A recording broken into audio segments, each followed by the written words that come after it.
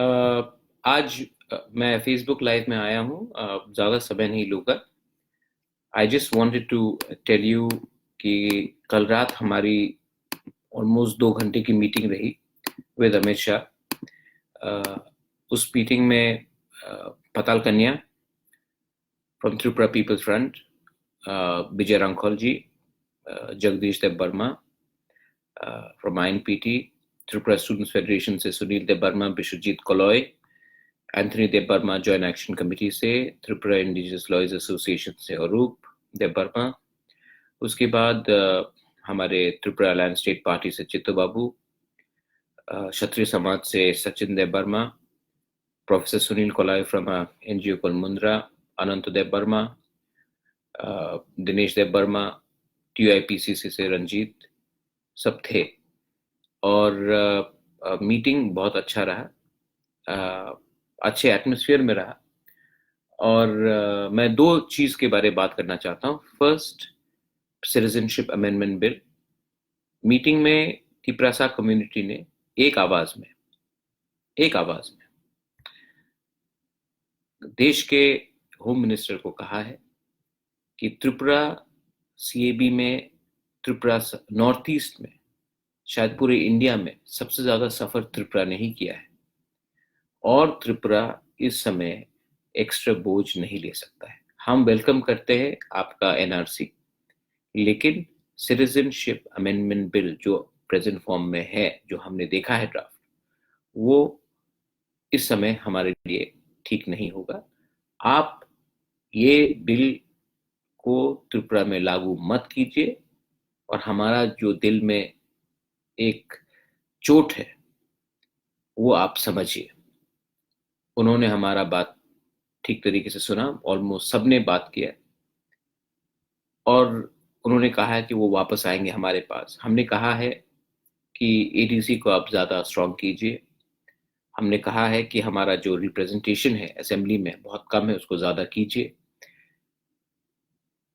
दूसरे लोगों ने कहा कि मतलब सबका अपना एक पॉइंट था, लेकिन मुझे एक बात का बहुत खुशी है।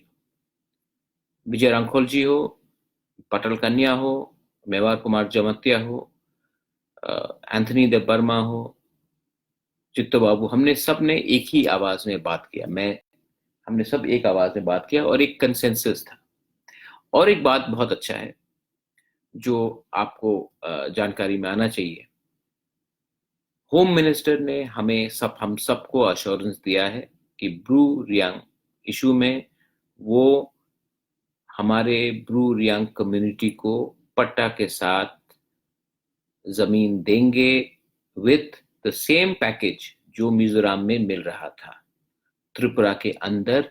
वो उन्होंने, होम मिनिस्टर ऑफ इंडिया ने हम सबको आश्वासन दिया है। हमारे मुख्यमंत्री बिप्लब जी भी वहां में थे, रेवती त्रिपुरा भी था वहां में, हमारे एमपी। हमारा एक डिमांड रहा है कि हमारे रियांग भाई बहन वो त्रिपुरा के हैं, उनको इतने खराब कंडीशन में मत रखा जाए, मिजोरम उनके मर्जी के खिलाफ मत भेजा जाए।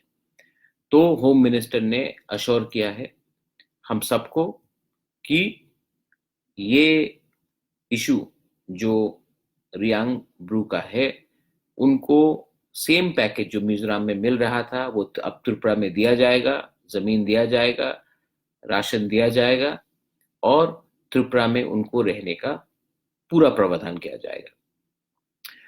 रहा बात, हमने और एक बात उठाया था बाउंड्री का।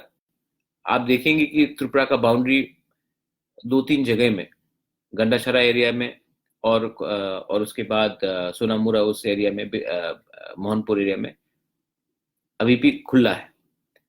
तो होम मिनिस्टर ने हमें गारंटी देके कहा है कि ये बाउंड्री सील किया जाएगा।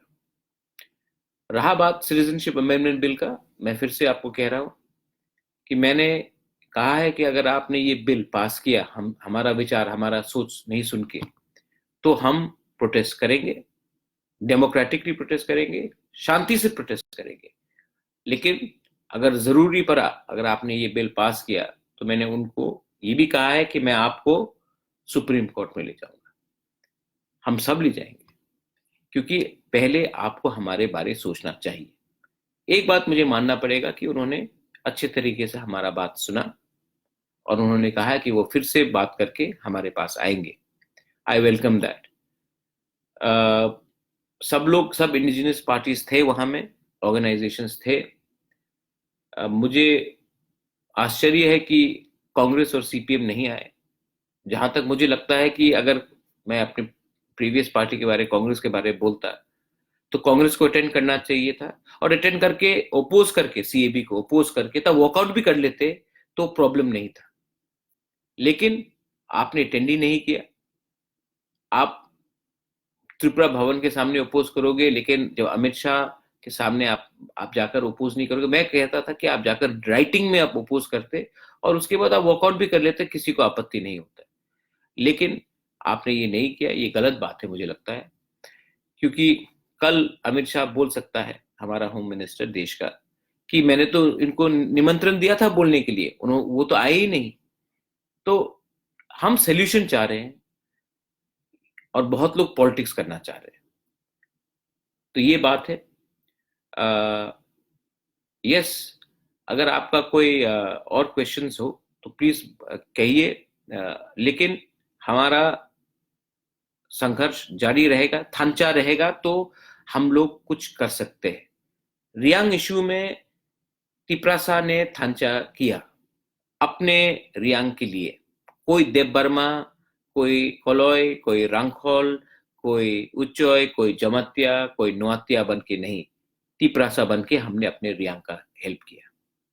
अगर हमने थांचा ऐसा रखा तो सोल्यूशन निकलेगा। अगर थांचा नहीं रहा तो प्रॉब्लम रहेगा। मैंने अपने फेसबुक में एक चिट्ठी भी लिखा है, I have written a letter to Amit Shah memorandum, वो आप जाके देख सकते हैं। मैंने कहा है कि हमें रेगुलरली बुलाया जाए, और मैंने ये भी डिमांड किया है कि हमारे जो सीट्स है उनको इंक्रीज किया जाए। असेंबली में 20 सीट तिपरासा के लिए काफी नहीं है, हमको और ज्यादा सीट चाहिए। हमने बहुत सैक्रिफाइस किया है, हमने बहुत झेला है, और नॉर्थ ईस्ट में किसी स्टेट ने इतना नहीं झेला जितना त्रिपुरा ने झेला है। इंडिया में किसी ने इतना नहीं झेला होगा जितना त्रिपुरा ने झेला है। तो हमें हिस्टोरिकल करेक्शन करना चाहिए, और हमको असेंबली और एडीसी में एक्स्ट्रा सीट्स चाहिए। और एडीसी को आप 6 शेड्यूल को स्ट्रॉन्ग करके लैंड राइट्स एडीसी का स्टेट गवर्नमेंट से बाहर निकालकर एडीसी के अंदर लाइए। ये हमारा पूरा पॉइंट है। अब इससे ज्यादा मैं और कुछ नहीं बोलूंगा। मैं सोल्यूशन चाहता हूं, नेक्स्ट जनरेशन के बारे सोचना चाहता हूं। मेरे दिमाग में इस समय पॉलिटिक्स या इलेक्शन नहीं है। मैं तिपरासा और दोफा और त्रिपुरा का भला चाहता हूं। मैं देश को प्यार करता हूं, मैं देश का भला चाहता हूं। आप इसको समझकर जो लोग जो भी कुछ कह रहे हैं गॉसिप, उसमें मत जाइए। Most important is that we need to be united. We need to work together as a Dopha. If we unite, you see what happened in the Riang issue. If we unite, we will go ahead.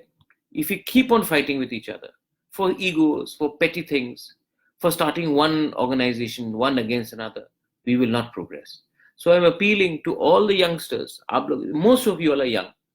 Go and talk to your leader and say, आपका time तो गया, your time is gone, this is your generation, and your generation needs to think differently from the previous generation. Because the previous generation, जो पिछला generation था, वो United नहीं था, ego था। इसके लिए आज हमारा परिस्थिति ऐसा है। आप अपने लीडर को बोलिए कि ये हमारा समय है, यंग जनरेशन का समय है। हमको आपके समय, समाज के टाइम के संग अलग सोचना पड़ेगा, क्योंकि हमारा भविष्य खतरे में। यही मैं कहना चाहता हूं। तो 3 मुद्दा था। फर्स्ट, सीएबी, हम प्रेजेंट फॉर्म में एक्सेप्ट नहीं करने वाले हैं सीएबी को। सेकंड, रियांग ब्रू इशू में जमीन, पट्टा, पैकेज हमारे रियांग भाई बहन को त्रिपुरा के अंदर अब दिया जाएगा। थर्ड, बाउंड्री को पूरा सील किया जाएगा। फोर्थ, कमिटी बनेगा जिसमें हमारा डिस्कशन होगा आने वाले दिन में, हमारा संख्या कैसा बढ़ा जाए असेंबली में, एडीसी में। लैंड लॉज को आपको 6 शेड्यूल के अंदर लाना पड़ेगा। तो ये सब बात हुई है, और भी बात होंगे। और मैं आशा करता हूं कि अगर हम एक आवाज में बात करें तो दिल्ली हमारा बात सुनेगा। और रहा बात पॉलिटिकल पार्टीज का जो बॉयकॉट कर रहे हैं, जो भवन के सामने ही आंदोलन करते हैं, कभी कभी आप नेशनल पार्टी से, लेकिन कभी कभी लोकल इश्यूज को भी उठाइए। मैं जानता हूं कि आपको दिल्ली से आदेश आता है क्या करने के लिए, लेकिन त्रिपुरा में आपको मैं फिर से कह रहा हूं कि कांग्रेस पार्टी को मीटिंग अटेंड कर कर अपोज करना चाहिए था सिटीजनशिप अमेंडमेंट बिल राइटिंग में, और उसके बाद वॉकआउट कर लेते। लेकिन आप नहीं गए। कल अमित शाह को आपने मौका दिया है कि मैंने निमंत्रण दिया था और आप आए नहीं। मैं ये कहना चाहता हूं, बेलाय बेलाय नो हम्बाय, खुलुंका, धन्यवाद, थैंक यू।